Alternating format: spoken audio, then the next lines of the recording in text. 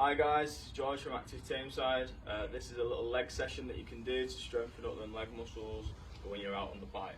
Okay, so we've got our first one is a quad dominant exercise. It's going to be a Bulgarian split squat. Okay, so you can use a chair, you can use a step if you want to sort of make it a little bit easier. The higher up your leg is, the harder it gets. You're going to take a big step out. What we're going to do, keep the knee in line with the toe. We're going to try and keep our hips square. Okay. From there, we're going to lower the back leg, sit into the heel. We want our weight through our foot equally through the toe and heel, okay? And then from there, drive up.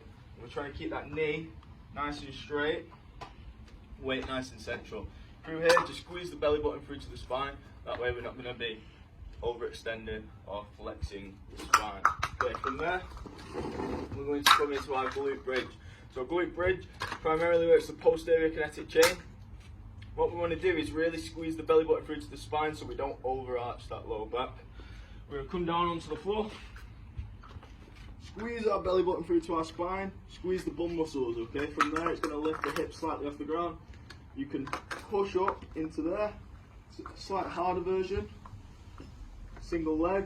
If you want to focus more on the hamstrings, lift the toes off the ground, squeeze up into the air, and we don't want that overextension of the spine, because that's when we'll start hurting our lower back. We've got our single leg RDL, which is again for the back of the legs.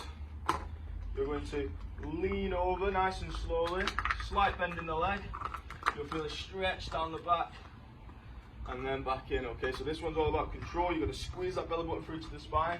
You're going to control that tilt, and we're going to try and get a nice flat back, leg extended that way. Obviously on them ones you can do each leg. And then finally, you're going to do something called a squat drop. It's a plyometric exercise.